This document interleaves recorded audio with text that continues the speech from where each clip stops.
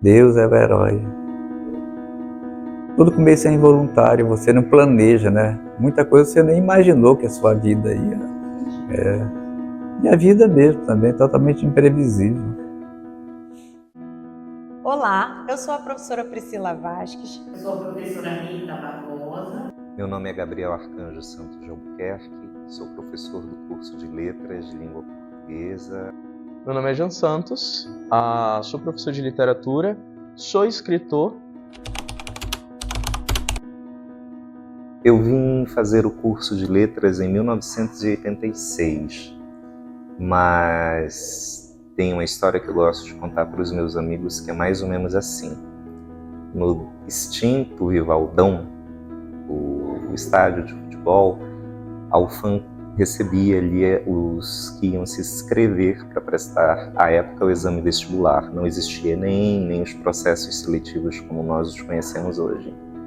E eu iria me candidatar a uma das vagas de engenharia civil, mas do outro lado tinha uma galera super animada, que eram futuros estudantes de comunicação e de letras, e eles estavam fazendo um samba, então era muito legal. E os meus amigos estavam todos do lado de lá e eu estava do lado daqui. Para a infelicidade do meu pai, que era veterinário, eu passei para o lado de lá sem dizer nada a ninguém. Então, quando o resultado saiu, meu pai ficou muito aborrecido porque eu tinha passado para letras, e depois ele ficou muito feliz porque assim como ele eu me tornei professor, né? E eu nunca quis mudar de profissão, eu sempre soube que eu estava mais afeito e mais feliz na sala de aula. Esse é o espaço que eu acredito. O que foi decisivo para mim cursar letras é que quando eu cheguei no final do ensino médio já estava muito claro para mim que eu era um aluno de humanas, né? E eu sempre fui um leitor muito ávido, né? Sempre gostei bastante de ler. Mas foi num projeto, né, durante o ensino médio, que eu pensei, talvez eu não seja só um leitor, né? Talvez eu também possa escrever. Eu sempre gostei de ler, de escrever, então eu tinha uma afinidade muito com os cursos de humanas. No cursinho, né, eu terminei o ensino médio na escola pública, fiz magistério, uma professora me incentivou bastante com a literatura brasileira. E então, quando eu fui para o cursinho, eu tive mais 2 professores que trabalharam muito com literatura, leitura, e eu, né, pensava em um curso que tivesse mais essa relação. Então, por isso, eu acabei escolhendo o curso de letras. Eu fiquei com aquilo na cabeça que eu queria ser professor, porque eu queria ensinar também, eu queria poder contribuir para que outras pessoas, e crianças e jovens, vivessem essa experiência também de descobrir a magia das palavras. E foi assim que eu fiz o ensino primário na época, o ensino médio, e não tive dúvidas. Fui fazer o curso de letras por vontade, por desejo mesmo de ser professor. E isso mudou toda a minha vida e a minha história. Então eu gostava também muito de escrever. Tive uma professora também que me influenciou no ensino médio, e eu fiquei em dúvida entre letras e jornalismo. E aí eu escolhi letras, né? E depois eu fiz jornalismo, mas como vocês vão perceber, eu voltei para letras e me identifiquei muito com essa questão da educação também. Então, são muitas memórias marcantes do curso de letras. Acho que a primeira delas é ainda antes de entrar no curso, quando foi divulgada na rádio a lista dos estudantes que passaram no vestibular. Esse momento foi marcante para mim, de ter realizado um sonho, e naquele momento parecia tão difícil ingressar numa universidade pública. Assim, as disciplinas que eu mais lembro, né, no curso foram as disciplinas de produção textual, que é exatamente a área que eu atuo aqui na UEA. Então, eu gostava muito das aulas do professor Denildo Sena, que, né, tem um livro de Engenharia do Texto, então, que é um livro que acabou influenciando muitas gerações de professores que saíram da UFAM. Então, é uma memória que eu tenho bastante clara. Também, assim, lembro muito das aulas de literatura, né? A professora Vânia Pimentel, a professora Sebastiana, a professora Rita Barbosa, o professor Marcos Federico, que foi nosso colega de trabalho aqui na UEA. Então, assim, foram disciplinas que eu tenho, assim, boas memórias.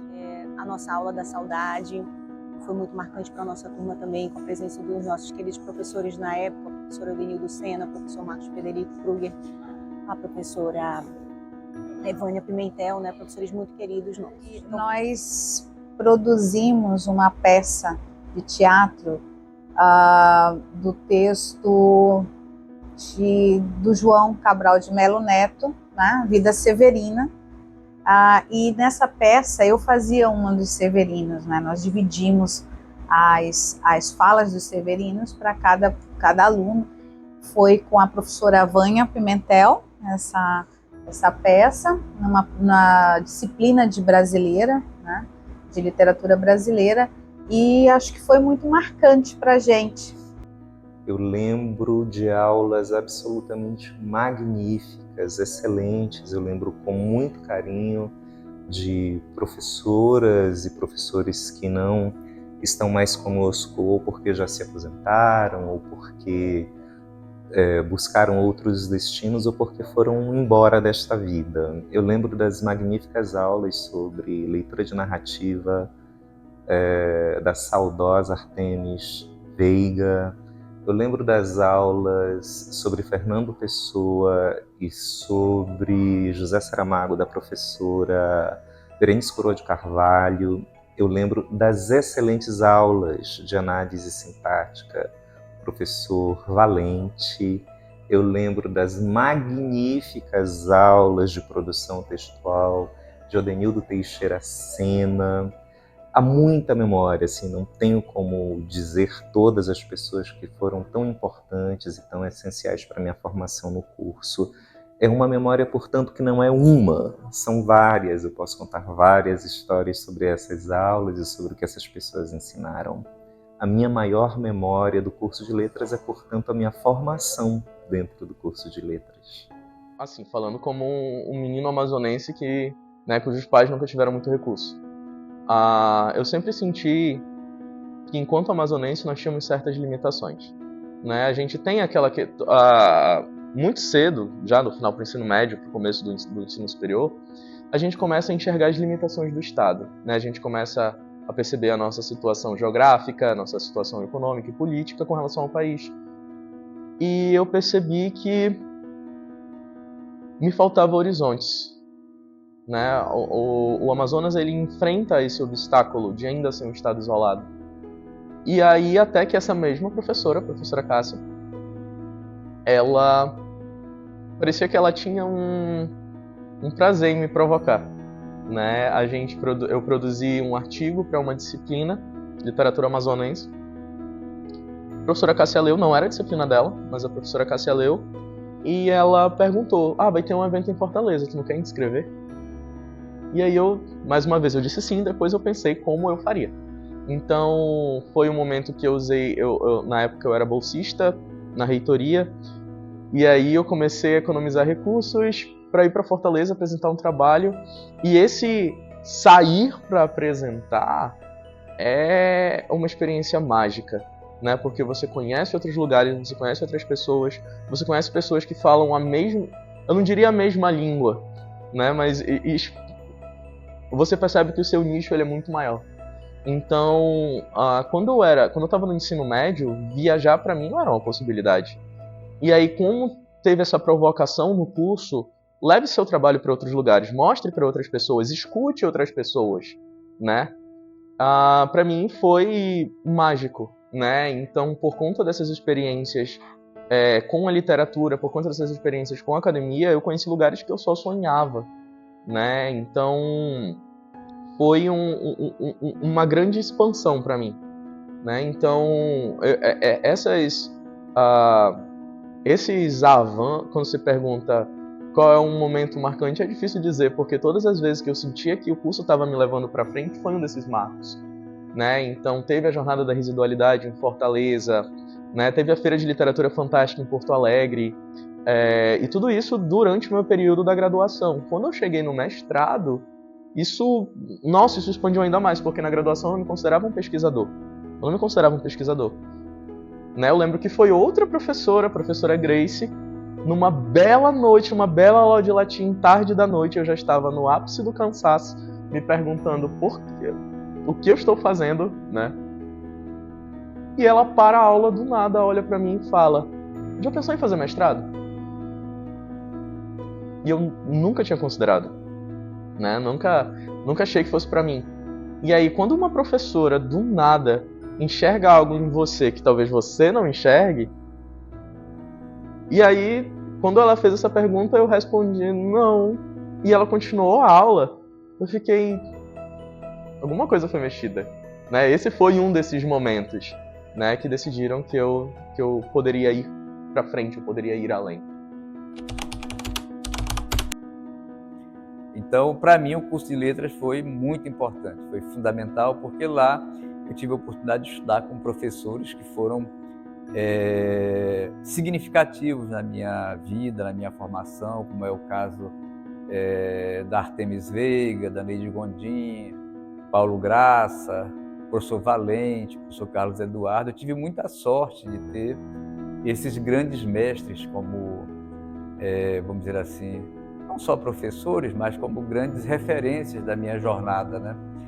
E lá eu comecei também, tinha um jornal na época, um jornal dos estudantes chamado Voz Ativa, e foi lá que eu comecei a publicar meus primeiros textos, minhas primeiras crônicas eu comecei a publicar lá, não é?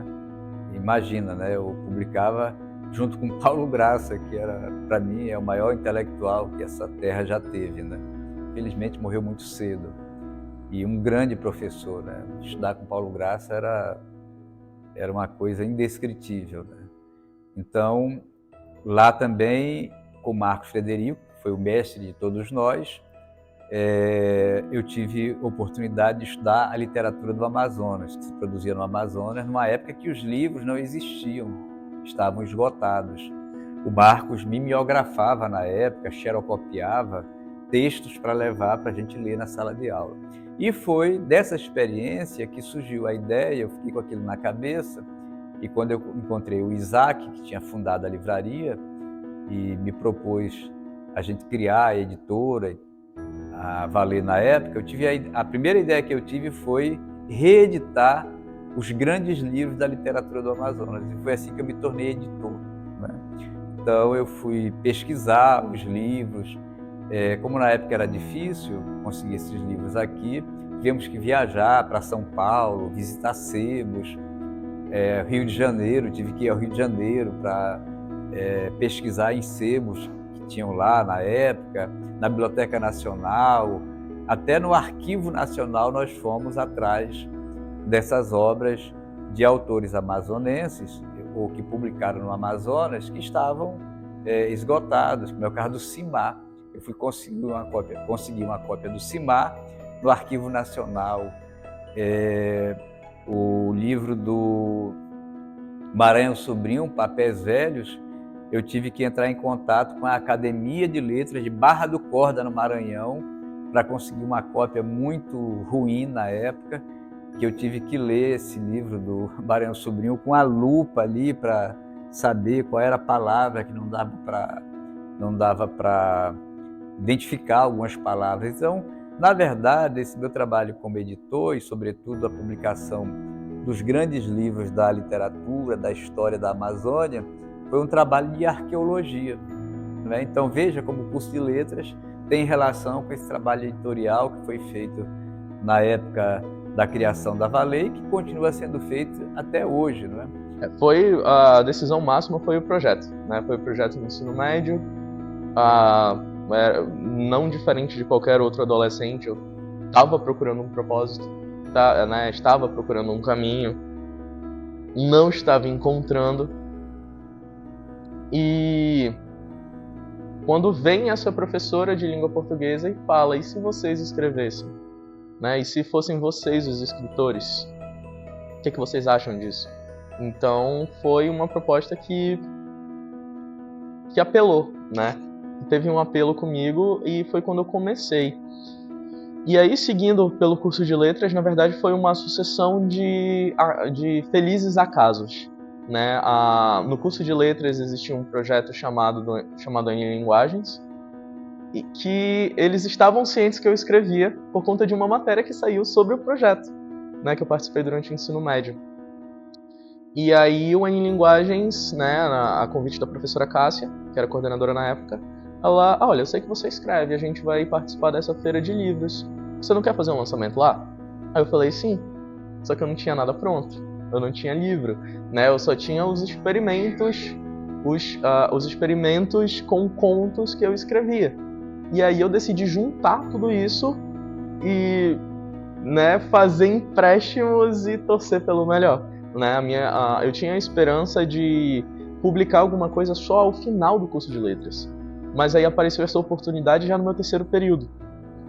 Então eu falei, é o momento, né? A oportunidade apareceu, eu não vou dizer não. Então foi uma oportunidade que o curso trouxe. E ao longo do curso, eu fui despertando outros interesses em literatura e fui tentando sempre incorporar isso no que eu produzia. O mundo editorial, ele é um mundo de possibilidades, não é? E eu penso que o mundo editorial ele está muito associado à formação, né?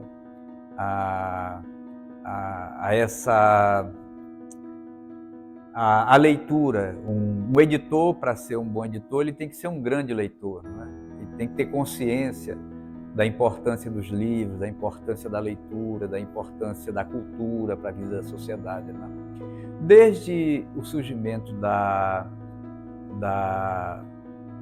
do processo editorial como nós conhecemos, e ele surgiu na Itália com Manuzio, que foi o primeiro grande editor do Ocidente, foi o editor que lançou os clássicos, as obras fundamentais da cultura ocidental, os gregos para o Ocidente. Ele fez isso porque ele compreendia no trabalho de editor uma missão civilizatória. Para muita gente, ser editor é um negócio, é uma vaidade, não é nada disso. Não é nada disso. Quem for para o mercado editorial com essa percepção vai se dar mal, né? Vai se frustrar. Porque se você for estudar a história do livro, você vai ver que o processo editorial sempre foi feito por pessoas apaixonadas, né?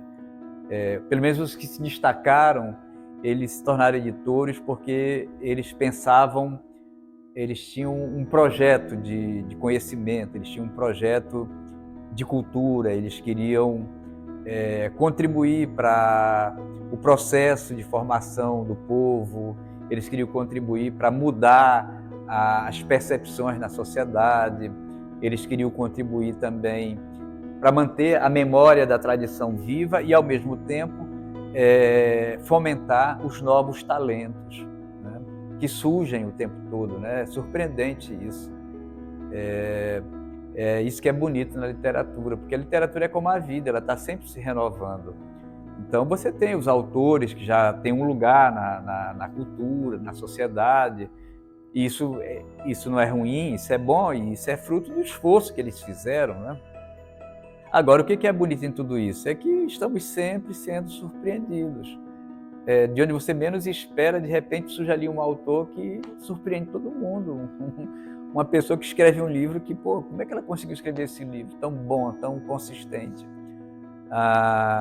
Então, eu vejo o mundo editorial como um mundo de muitas possibilidades, mas como eu falei, eu considero que para que uma pessoa se dedique à atividade editorial, ela tem que ter essa compreensão. A literatura se renova, ela precisa dos novos talentos. Eu mesmo agora estou fazendo um estudo, um levantamento. O que eu fiz em 96, nos anos 90, eu estou fazendo agora. Nos anos 90, eu fiz um grande levantamento do passado, de quem foi relevante na história da literatura regional.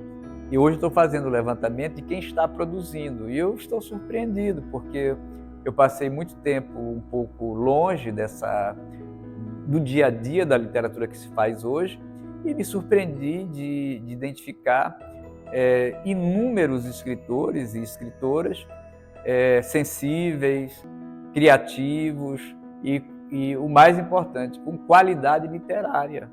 É surpreendente. a literatura do Amazonas nos próximos anos vai ter, já falei isso, vai ter face feminina. Porque até o Clube da Madrugada e até a geração pós-madrugada, a cena literária ela era ocupada fundamentalmente por autores, por escritores. Isso se explica pelas contingências da cultura, da história, enfim. Agora, nesses últimos 20 anos, eu tenho observado nesse levantamento que eu estou fazendo um ressurgir de escritoras, né, se destacando, produzindo coisas significativas, e elas estão ocupando um espaço em que elas se impõem, não só do ponto de vista quantitativo, elas são maiores, elas são em número elas são mais expressivas que os homens, e em qualidade também, elas não deixam nada a desejar o que se produziu de melhor. Quando a gente está bem investido nas disciplinas de didática, né, que a gente vai observar os materiais didáticos, os discursos, né, que permeiam o nosso processo de educação, a gente percebe que falta referência, né? Falta referência, falta um conhecimento de nós mesmos, né? Então, quando a temática amazônica aparece, é justamente combinando a minha insatisfação como professor, né, de ver essa falta, né, de tentar fazer com que os alunos se vejam, né, no que eles falam, no que eles contam, no que eles escrevem, e também da minha insatisfação como leitor, porque existe muito, que a gente sabe que tem essa atmosfera de viralatismo do brasileiro, né? E eu sinto que isso no Amazonas é infinitamente potencializado, né? Então, se o brasileiro se sente o vira-lata, o que o amazonense se sente com relação ao Brasil, né? Então, eu decidi que os nossos imaginários, as nossas mentalidades, eles são válidos, né? Eles são, a gente consegue escrever literatura. Vários outros fizeram isso antes de mim, né? Então, eu não sou o primeiro e eu espero muito não ser o último, né? Com certeza não serei o último, né? Porque acaba virando a nossa missão como um professor amazônida, né? Mostrar a valorização da nossa identidade. Então, foi muito desse lugar que veio a ideia de trazer a Amazônia para o que eu escrevo. Minha vida seguiu sempre alinhavada com esse curso. Então, mesmo tendo uma carreira lá que estava mais ali alinhada a um perfil administrativo, eu segui participando de atividades como o próprio CELIT, em algumas edições anteriores do curso, né? Aqui também eu fiz mestrado no PPGL, né? Depois fiz o doutorado na Faculdade de Educação, estudando a formação e a docência do professor de literatura, então tendo também uma relação de proximidade com o curso.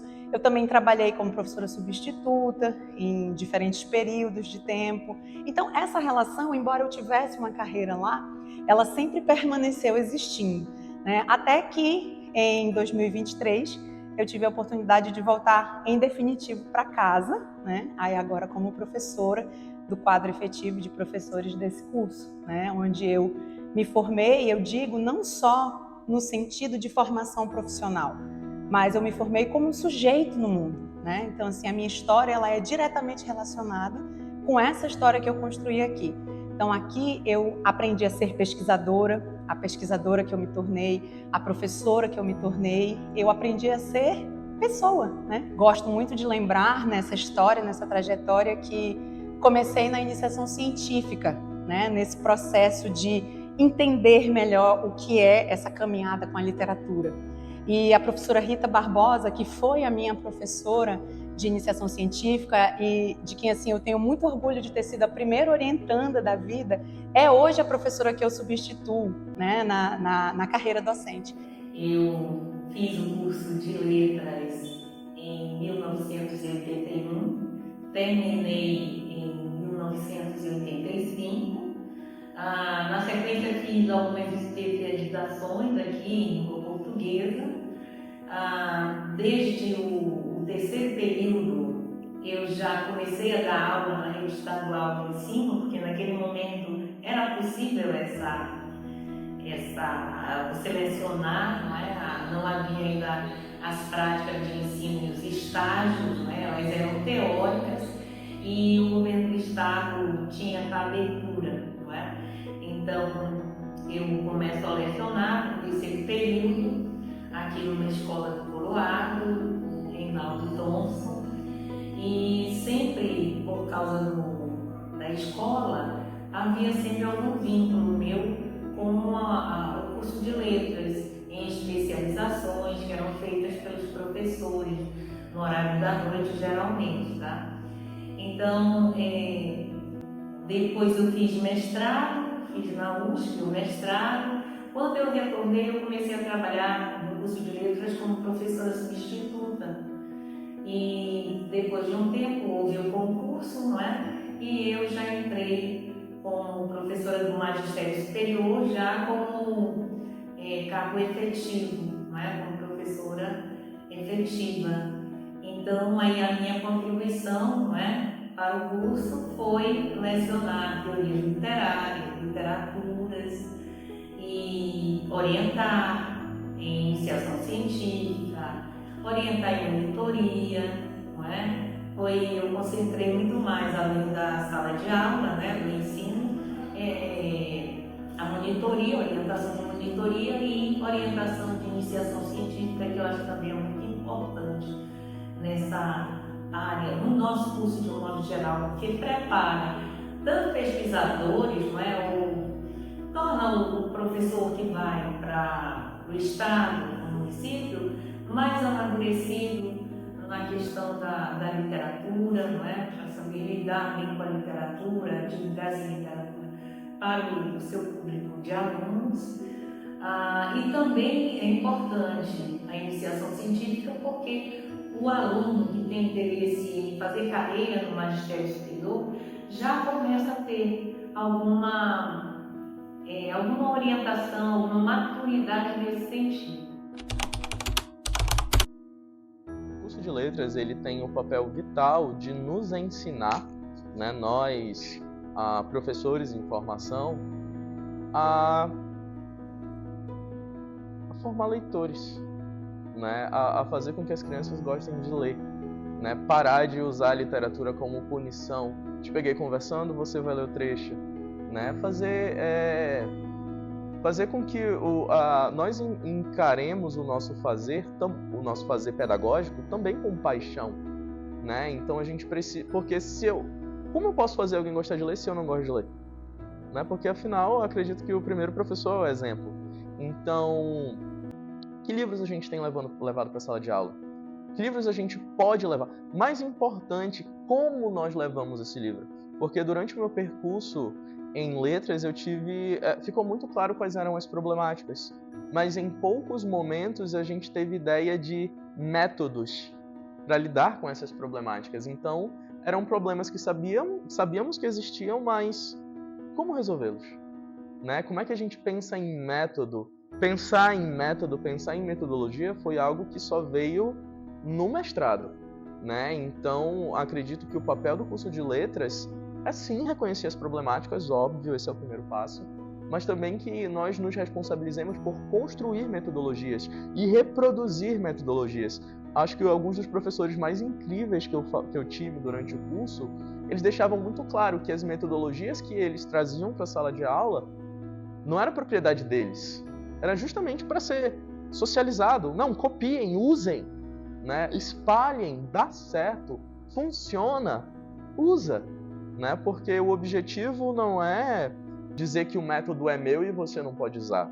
O objetivo é fazer trazer uma educação que funcione, trazer uma educação que mude.